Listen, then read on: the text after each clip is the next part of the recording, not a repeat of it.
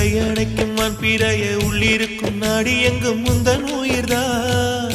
இனி வரும் எந்த பிறவியிலும் உன்னை சேர காத்திருப்பேன். விழி மூடும் இமை போல விலகாமல் வாழ்ந்திருப்பேன்.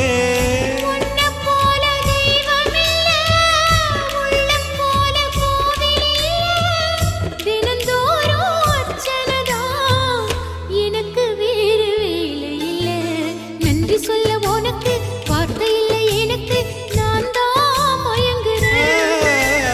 உன்னுடைய மனசும் என்னுடைய மனசும் ஒன்றாய் சங்கமம்.